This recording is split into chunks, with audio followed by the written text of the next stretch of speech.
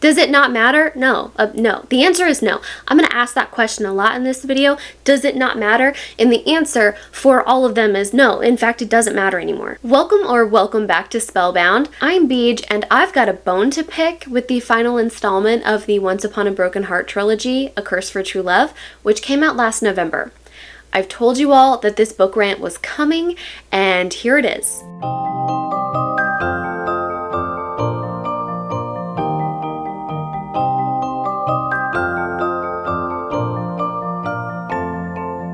The hype. Okay, so here's the thing. I waited 3 years to be able to read these books. 3 years. I have a bad memory and I read a lot of books, so whenever I approach a new series, I have to be able to binge it or I'm gonna forget what happens in between the book installments.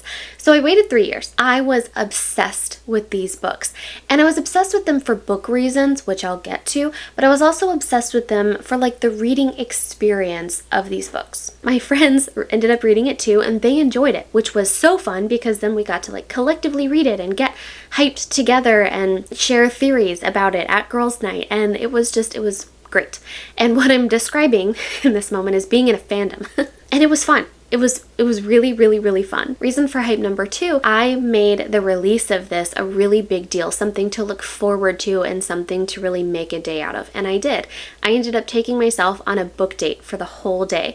So I went to Disney's Wilderness Lodge, which is like my favorite resort. They have rocking chairs by this giant stone fireplace that like the resort's famous for, and my favorite part was the entire afternoon I went to the Geyser Point Bar, which is like right on the lake with the castle in the background, and there was like just a delicious breeze, and it was the absolute perfect reading day. And then the third reason for the hype is that this book series was like actually a happiness hallmark for me of last year. This book series like broke through that brain fog and made me feel happy when very few things of last year did and were able to. That's why I have such a connection to this book series, because in short, this book made me happy. This book series made me happy, which is why I'm so unhappy now.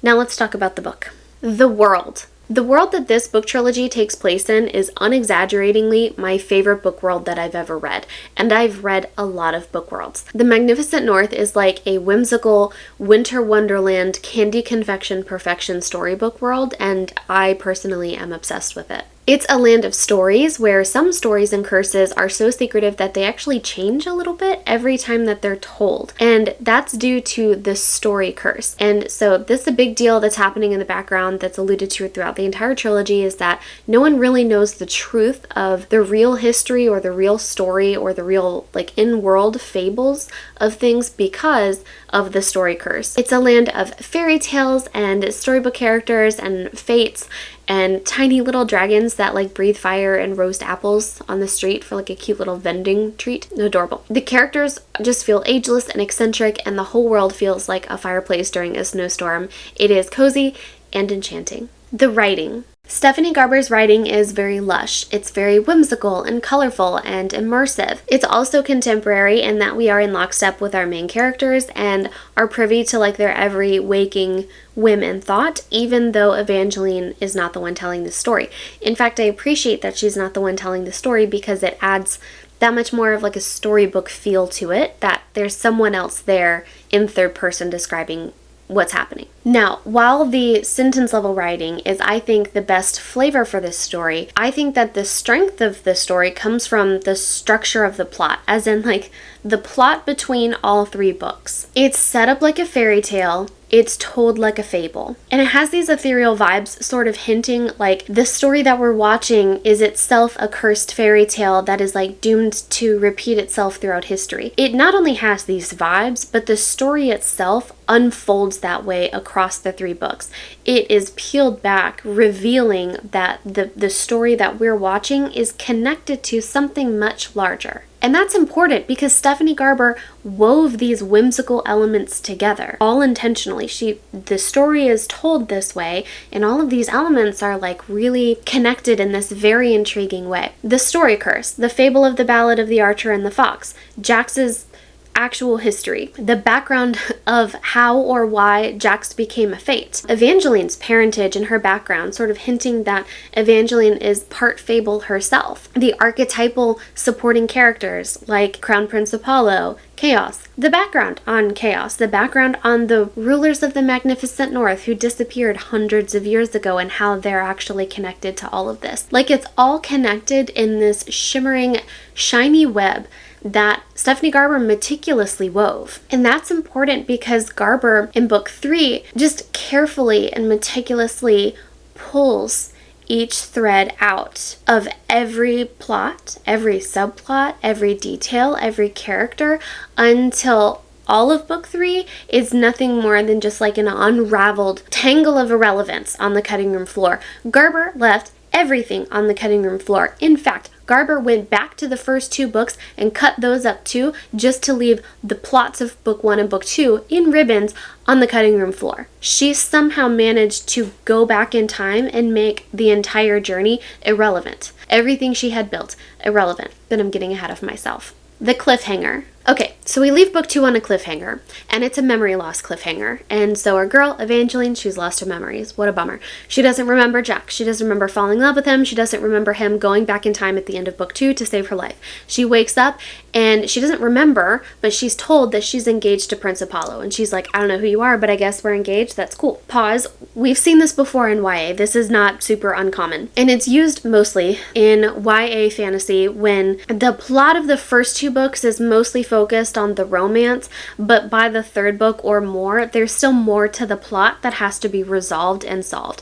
And so in order to keep the tone of the same 3 books the same, you have to do something to sort of restart that tension between your 2 love interests. And so that's what the memory loss trope does, is it restarts that romantic tension with a half-life. Then you're asking the question, in addition to them having to work together to finish the plot, is if they met under different and in fact more stressful circumstances, could these characters fall in love again? That's the purpose of it. We've seen it before. It works other times. I'm not being critical of it, but that's sort of why you introduce this trope. But Stephanie Garber went one step further. She added this tension exploding MacGuffin to this trope. She had Evangeline write herself a letter after she was screwed over by Jax like 2 or 3 times, but before they fell in love, saying, Evangeline, to herself, do not trust Jax. No matter what he does, no matter what he says, he is out for himself. Don't trust him. So now, we as readers know that even if Jax does succeed in getting her to fall in love with him again, sans memories, she will still have to contend with this plot device. She will still have to contend, in fact, with herself and her past judgment. And that's good because that goes against her own character trait list, because she'll have to contend with herself and she believes in herself. This is delicious tension and dramatic irony that Stephanie Garber has built into this, like, somewhat not uncommon trope. She has made it the stakes that much higher, and she has made the dramatic irony that much higher, because experience of this trope for readers is that it's introducing suspense. But by adding a level of dramatic irony to the suspense, it's not only the question mark of will they get back together, but knowing that even if they do, we as readers know something that the characters don't that will make it that much harder. That's good writing. That's good story writing. That is good use of these dynamics. And that is why the end of book 2 is such a good cliffhanger, because we as readers are armed with a little bit of information going into book 3, but not enough to overcome the suspense. Brilliant. Problems, plot holes, character abandonment, and general discontent. Let's start with character abandonment. Evangeline, for like the first third of this book, is pretty chill, which is weird because she's just woken up, had her memories entirely erased, is somewhat unsettled by this person who claims to be her fiancé. She has no memories of it, and she's just more or less unconcerned. She is no longer stubborn and tenacious and hopeful and like striving for answers just to have them. She is now pliant and, what's the word? Docile. She's docile. Willing to be ignorant, like just willing to just accept people's words on the matter, where she wouldn't have done that in the first 2 books. Not only wouldn't have, but didn't. She didn't accept other people's explanations of things. She continued to pursue her own search for truth and like the right thing. In this book, she's just like, well, I mean, I guess he's my fiance, so like, I guess I should give him a chance. Oh, why and based on what? We don't know, but that's Evangeline. Jax, first of all, where is he? Where are you, Jax? He doesn't show up until the first 30% of the book. I'll say that again. He is not on the page until 30% of the way through this book. He is the second main character, and he's not here. And where is he? We don't know. I mean, but he does eventually show up, and he shows up just to go through another 180 character reversal. He starts with being like, I'm not noble, I'm the villain, I'm not going to stay away from you just for your own good. He has that energy as he pursues Evangeline, by the way. Gone, first 30%. 30 to 60% pursuing Evangeline romantically. Just trying to be near her, just like wink vibes, flirt vibes. He's just like, there. And then as soon as he like gets her, or as soon as he has her attention, he's like, Edward Sullivan sad boy vibes, like, get away from me, Bella, I mean Evangeline, because if I don't leave you alone in the woods like bear shit, then I'm going to hurt you another way, so, like, it is for your own good if I don't see you anymore. And it's like, that doesn't even make sense. Not only does it not make sense with the Jax character that has been built over 2 books, it doesn't even make sense with the Jax character in this book. Why did you spend 30% of the book pursuing her if you were just going to be like, leave me, Bella, to my dark sadness. I'll just bring you down. What is this?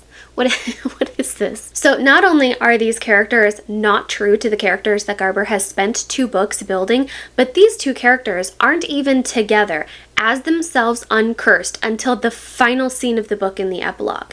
Like, no joke, through the entire book, they're either cursed, double cursed, memory wiped, in peril, having sad boy push away times until literally the final scene and the epilogue. Or, I'm sorry, one of the 4 epilogues and one of the grossest publishing cash grabs that I've seen in a while. But I digress. We're talking characters. Who are these people? They are strangers. The worst thing that Jax could have become, like literally the worst thing, is this like self-loathing sad boy, and that's exactly what he became. Not only is that like not right? Like it's objectively wrong because that's not in line with the character that you built. And if that was going to be his arc, then there's plot rules that you have to follow. His indifference is what made him a trickster. That is what built his character. That is the character archetype that he had. Based on that character that had been built over 2 books, the type of climax that would have put his character to the test would have been a climax where he had to put someone else first at the climax. But that's not what happened. That wasn't built over time and then tested.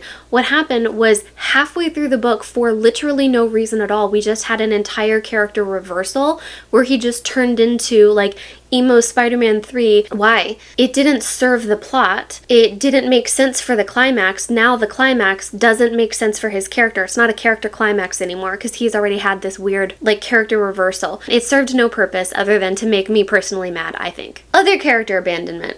Where is Marisol? Where did she go? A main supporting character through the first 2 books, poof, gone. She is not even mentioned in this book. She's gone. Is she alive? Is she dead? We don't know. Secondly, where's Luke? The love interest, the sweetheart, the propelling character from the one who started it all. Where'd he go? Because let's be clear, he's only popped up throughout the first 2 books whenever it was convenient to drive Evangeline forward. He was never like an actually participating character, and that's fine. As I said, this story unfolds like a fable, and he is a plot device in this fable. He is entirely irrelevant. So he only acts, his driving force as a character is not from like a participating character in the story. It's so that his actions and Evangeline's reactions to his actions will drive Evangeline forward. So that's fine, but where is he? We don't know. Story abandonment. So there's this whole lore around the Valory Arch or Valory Arch or whatever. It's a big deal and it's locked away. It's been locked away for a real long time. It's important enough to Jax that he has to manipulate Evangeline for 2 entire books in order to get her to unlock it, because only she can. Now, why is the Valory Arch locked in the first place? It's because the rulers of this entire world, the first rulers, the ruling family, had a weapon that was so dangerous and so uncontrollable that they had to seal the Valory Arch with themselves inside of it in order to contain this weapon. Okay? BFD. So what is this uncontrollable weapon? What is it? Well, tragically, it is the character of Chaos in his helmet. The helmet is the thing that was sealed when the family was locked away. The second that the Valory Arch is unlocked, Chaos, now unclipped from his helmet, immediately murders Evangeline. Like, without a moment's hesitation, the second that it happens, she's dead. He didn't want to kill her. It was an impulse. He wasn't like scheming, can't wait to kill Evangeline. No, it was literally compulsory, and it happened the second he was free. Let me pause a second.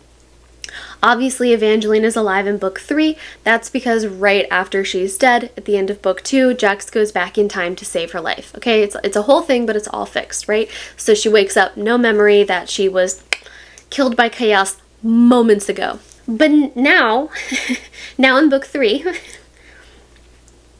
the Valory Arch is open, Chaos is loose, and no one seems to care. Does it not matter anymore? Like, and also, does it not matter to the Valors, by the way, who are open? I didn't even mention them. I'm been focused on Chaos. Okay, can you imagine this for a second? Can you imagine that your whole family, you're like the ruling family of a whole world, right? And you find out that your son is an uncontrollable, murderous being, and for story reasons, is compelled to kill people. Compelled. Can't stop.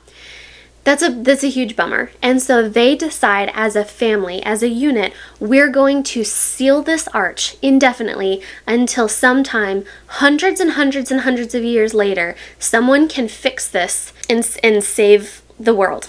And then, like, do they know the passing of time? Do they feel that it's been hundreds of years? Because I imagine maybe they don't. Like, they're just in, like, a cryogenic state.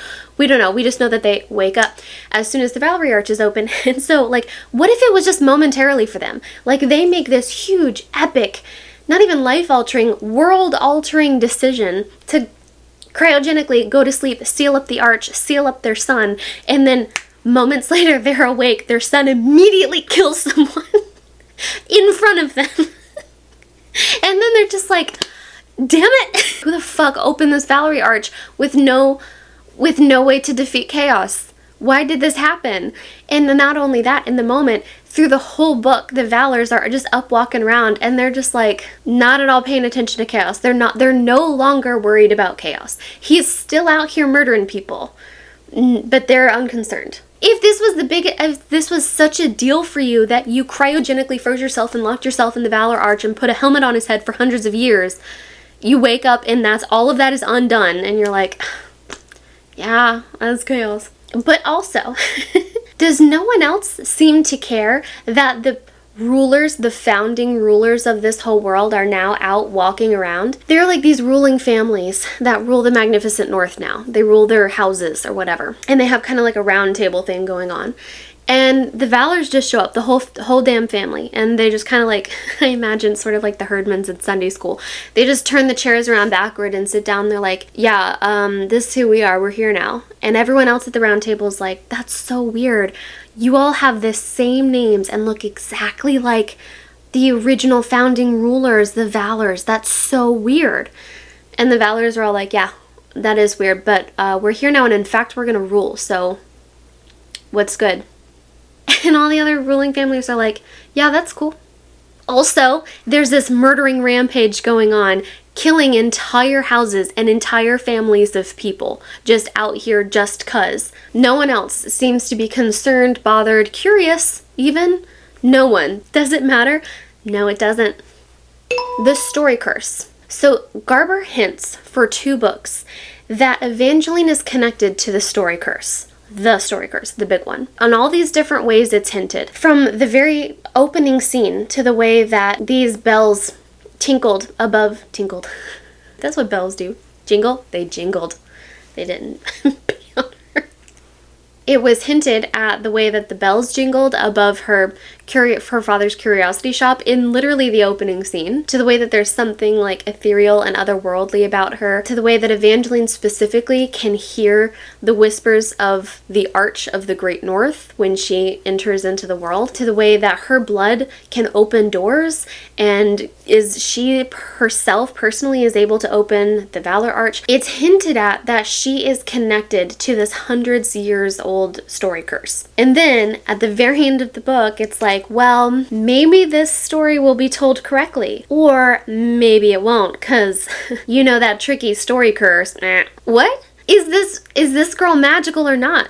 Is she an orphan or not? Is she magical or not? Is she really her parents' child or not? And is she a prophecy or not? In addition to the fucking story curse, she's literally connected to a prophecy, and it's named as a prophecy. And the prophecy is that this pink-haired girl, blah, blah, blah, blah, opens the Valory Arch, okay? So you know already that there is a prophecy already. It exists. That's what a prophecy is. And then in the third book, it's like, well, actually, he wanted to make you a prophecy.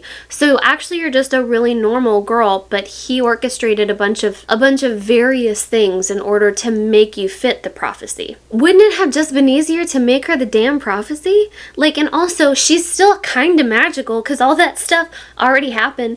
There's still bells whispering about her and her listening to Gates talk to her and her blood can open things. That's not normal orphan behavior. The story curse, does it matter? No. The first fox. In this world, there is a fairy tale called The Ballad of the Archer and the Fox. It's a really sad fairy tale about two people in love, and the archer is cursed to kill his beloved, the fox. He has to hunt her down. That's how the story goes. It's a sad fairy tale. Jax is the archer from The Archer and the Fox. We learn this kind of early on. We kind of know that. It's not only hinted at, it's just like understood, right? And the idea that Evangeline Fox is a reincarnation of this fairy tale character, the fox, from this fable, with her beloved Jax, is hinted at over and over and over and over and over again. And I say hinted at. It's not just hinted at. It's the groundwork is laid for it. It's kind of built for you to discover that for sure in all of these different ways. Like when Evangeline Fox is over at Jax's apartment and she is snooping through his stuff and finds a book on time travel in between 3 different printed versions of The Ballad of the Archer and the Fox. But actually, in the 3rd book, when Evangeline digs some more, she learns that she's not the first fox. The first fox, Jax, is the archer, and the first fox is someone else. We learn her name maybe. Maybe it says her name once. But after that, it doesn't matter. And let's be clear, that's bullshit. That would have made so much sense because of the story curse, because every time you read the story, The Ballad of the Archer and the Fox, the ending changes.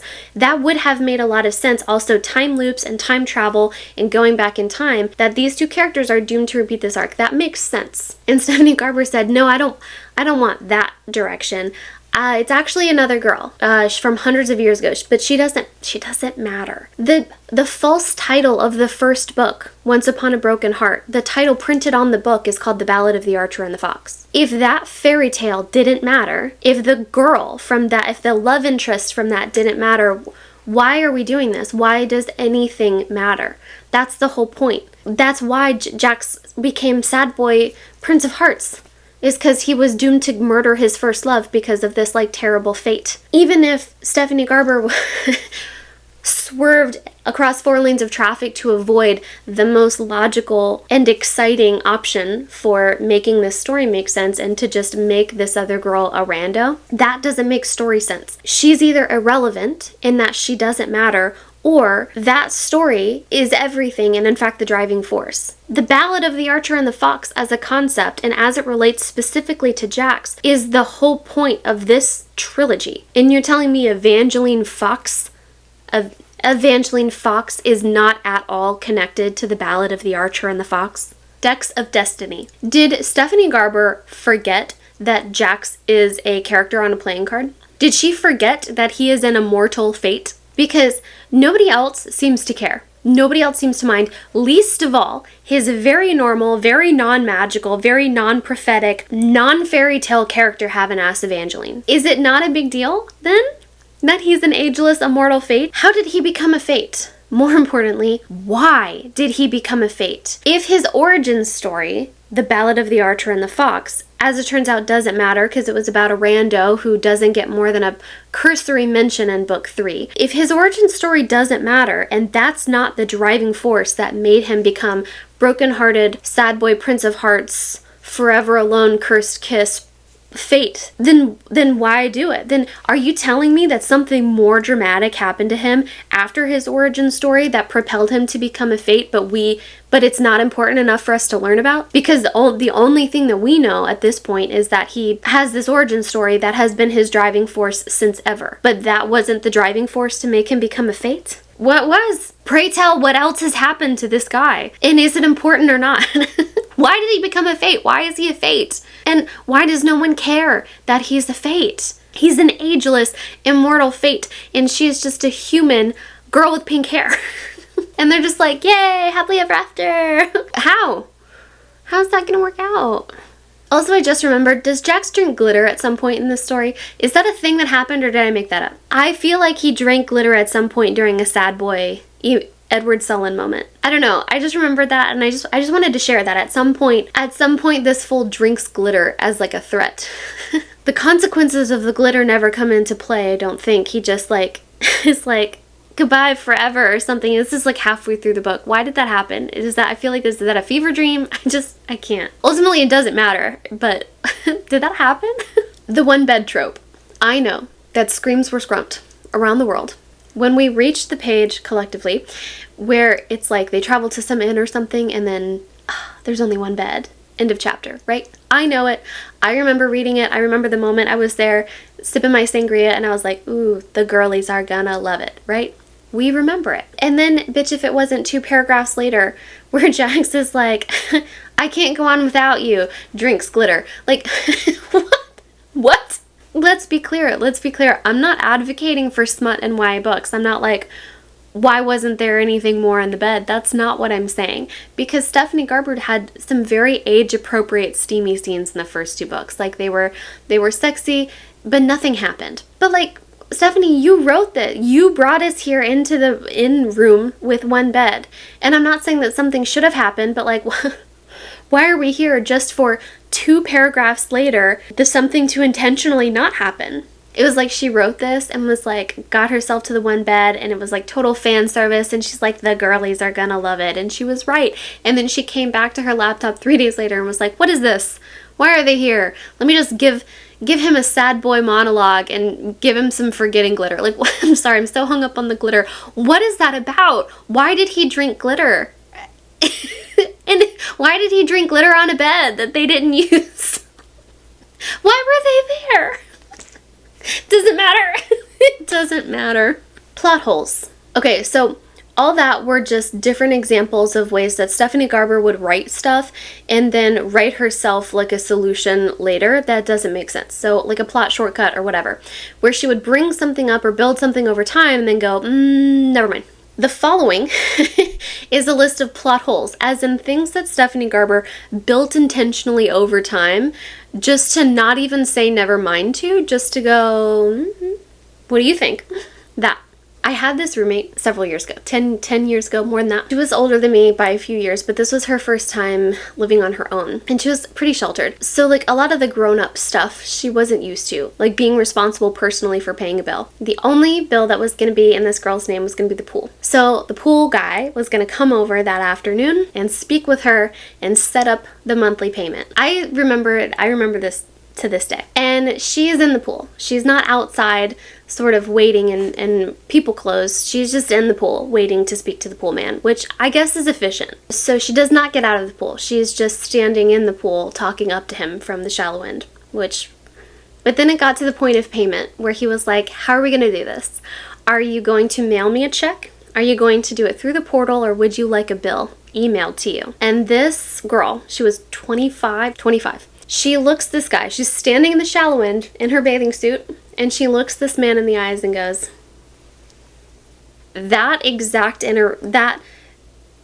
facial expression, that very bizarre response to a direct question has been seared into my memory as like one of the most awkward moments that I ever witnessed someone else do that I don't know if they even realized was just swing and a miss, and socially, right? And that exact response, that snapshot in my face, is what Stephanie Garber did to her own plot throughout the entirety of this book. She just suggestively shrugs, what do you think? to the plot that she built. And it's like, I don't know the answer, Stephanie. The third kiss. So you know how the inciting incident of this entire trilogy is that Evangeline prays to a fate and makes a deal with a fate and owes him 3 kisses, and they're tattooed on her wrist? Well, we end the book with her never giving away the third kiss. So we end the book with a final kiss, a life debt, if you will, tattooed on her wrist. So the 3 kisses, do they matter? Nope. Happily ever after. Her memory loss. So you know how we start the book with Evangeline not having any memory of anyone, not remembering Jax or anything, and that's used as a plot device to rebuild the tension for Jax and Evangeline, you know, for them to fall in love again, and it does, and it works. But then we have that super secret tension building MacGuffin that Stephanie Garber planted, and that's Evangeline's letter to herself, do not trust Jax, right? And so we know that's coming, and she reads it, and reading it gives Evangeline her memories back. When I popped off about the cliffhanger of this book, I was excited because in addition to the suspense building, it doubled the tension. And in one fell swoop, it deflated all of it. All of the tension that we had, both from the dramatic irony and from the memory loss trope, immediately is negated.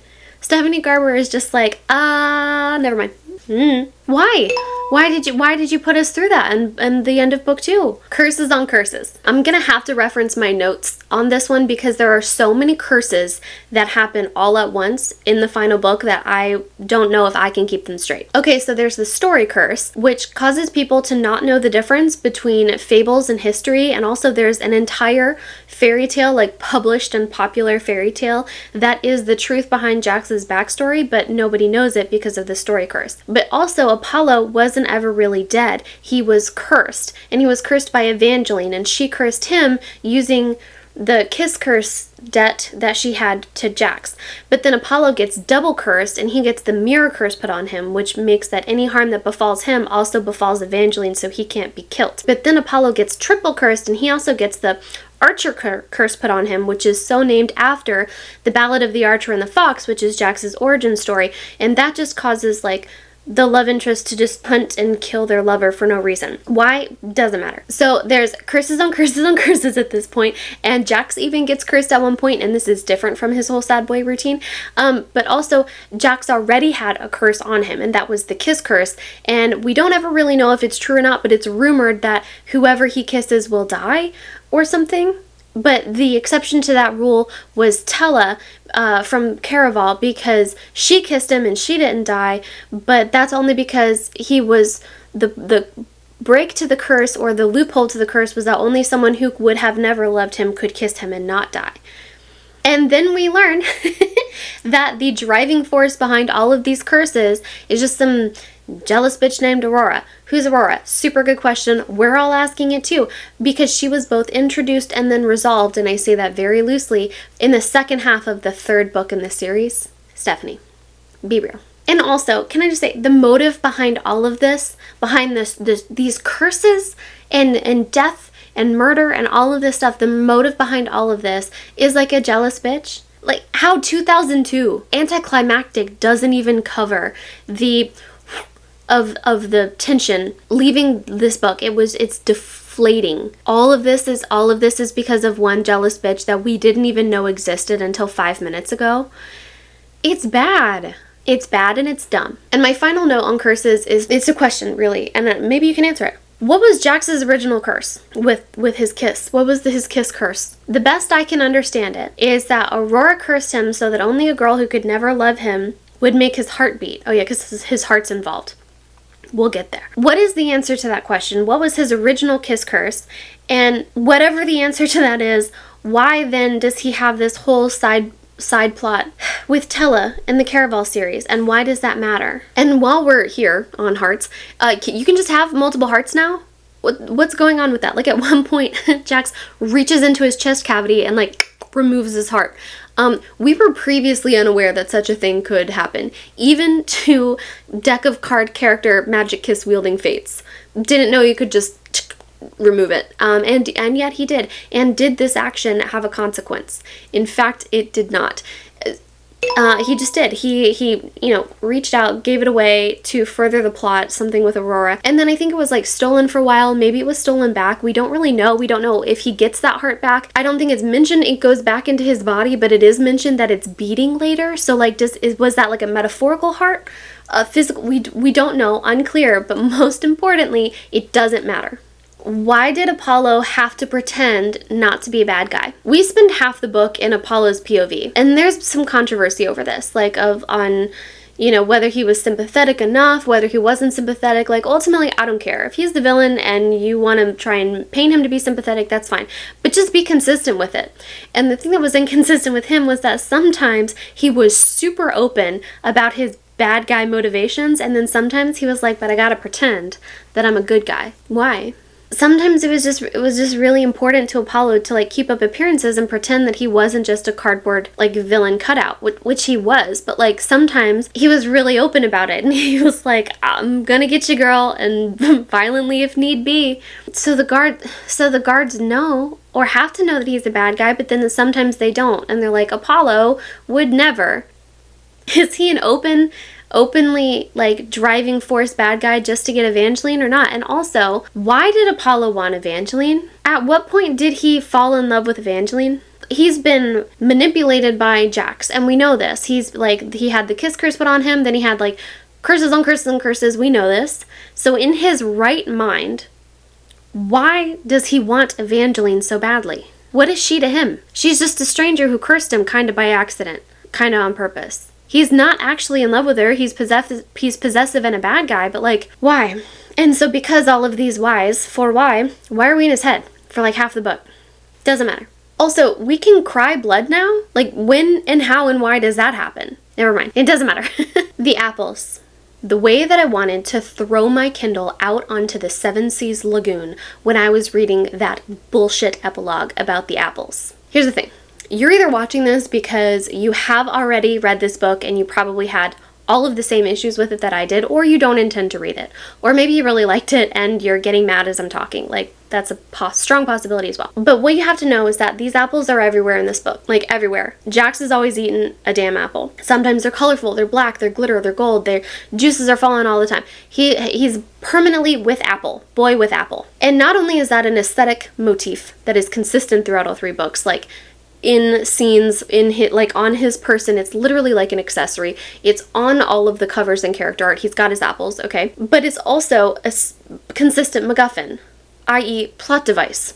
It is part of his MO. It is, in fact, outright addressed in Book 2 as necessary to Jax to have his apples. We don't know why. We don't know why, but we know that it's necessary to his person, to his character, to his story. And we don't find out why until the epilogue.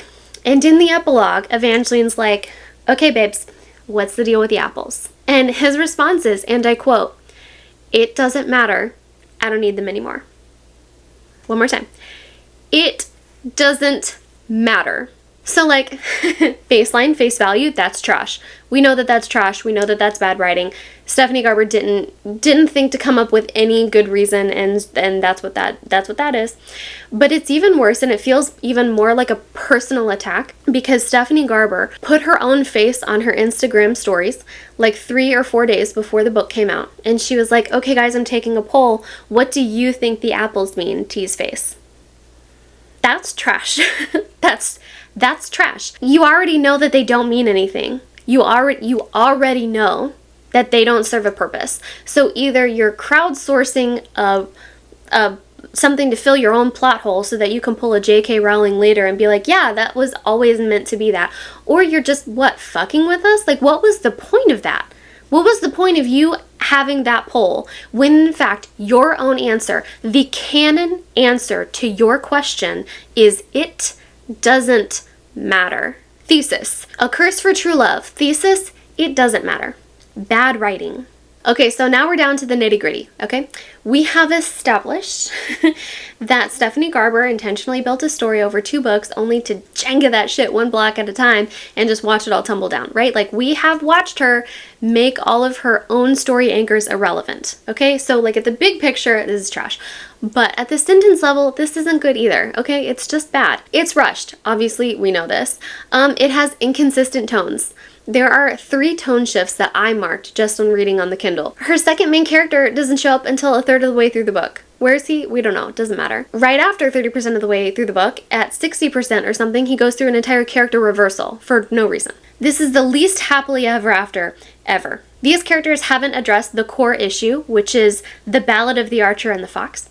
They haven't addressed the main threat, like Chaos is still out here, just out here as a threat. The guy who murdered Evangeline at the end of book 2, he's just here. No one cares. Jax himself has turned for no reason at all emo sad boy and might again, because that wasn't actually resolved. Also, it hasn't been addressed or resolved that he is in fact an ageless immortal fate and she is, as it turns out, just a pink-haired girl.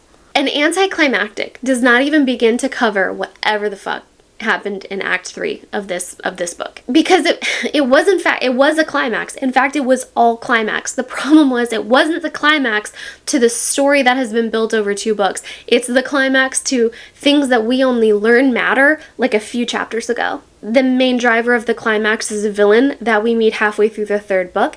The motives that drive the climax only started mattering 20% of the way through the 3rd book. Characters that haven't mattered, suddenly are the driving force of this climax. Like, it's certainly a climax, but it does not feel like it belongs. It's like the climax to an entirely different story. It was what was it? It was a mess. So let's talk about it, okay? Let's talk. So there's a tree. And we don't even learn about the tree in Act 1. We learn about the tree in Act 2. Okay. Let me back up. I've been a reader my whole life, but I learned story and story writing for film and in film school. Chekhov's gun. It's a story rule. It's not my rule. It's the rule. And the rule is, if you're gonna have a character die by gun in Act 3, you have to introduce the gun in Act 1. Otherwise, it is outside the bounds and outside the rules of the story, right? It just like magically showed up and that can solve the plot. It's a cheap shot. And also, when that happens, there's a term for that. There's a term for when the gun is not introduced in the beginning and is only introduced in the end. The term for that is deus ex machina. This term comes from the theater, and it comes from specifically Greek tragedies and plays, and it literally translates to God from the machine. And it just refers to when the plot of the play can't be resolved by the end of the play, so they just have a character play God and come down and go, whoop, it's all magically fixed, happily ever after. And the God character comes in on a rope and pulley machine, which is how you get the translation God from the machine. Okay, that's literally what it is when you have an artifact that is not introduced until the end, and that artifact resolves the plot for our characters. So, like I said, there's a tree. We meet the tree in Act 2, and that fixes Apollo. But also, there's a cuff. Do you remember? There's like this magical cuff artifact that it does in fact have its own origin story, but remember, stories can't be trusted because of the story curse. So even though it does have its own origin, it can be used in this way, and in this way specifically, it fixes Aurora. Stephanie Garber looked at her 2 previously published works, and no doubt countless amounts of notes and paper and drafts and edits and rewrites of those 2 previously published works, and said, nope, instead, I'm going to just now, right now, introduce random item after random magical item and give them vaguely specific backstories that only in this way just now happen to magically solve all of the problems for our characters in what is the most chaotic, cataclysmic, anticlimactic climax that has ever been written. And Hodder and Stoughton said, yep. And in fact, let's print 4 copies of this book so that there are 4 different versions of the epilogue in what is some of the grossest, most elitist displays of consumerism that I've seen from publishing in a long time, so that the girlies will have to buy 4 different copies of the book just to know that actually none of it matters. I'm mad all over again. Doing this has upset me. And let's be clear, I'm not simply, I should say only, I'm not only mad because this book is bad. And it is bad. It is a bad book. But do you know how many bad books I read last year? So many. A lot, okay? I'm mad because Stephanie Garber intentionally wrote something. She intentionally built something. Her story that she intentionally built over 2 books had purpose, it had direction, it had depth, and it had intrigue. It was interesting. And I don't know if it's because she was rushed to publish or if she just got tired of writing these characters and wanted it done with as quickly as possible. I don't know. But I do know that the story that Garber intentionally built over the course of 2 books was swept off the table with as much intentional carelessness that my cat does when I'm in the middle of a 1,000-piece puzzle. And it's not just that it was swept off the table, it's that that shit was intentional. Stephanie Garber looked us all in the eyes and said, it doesn't matter. You'll buy it anyway. And in fact, you'll buy 4.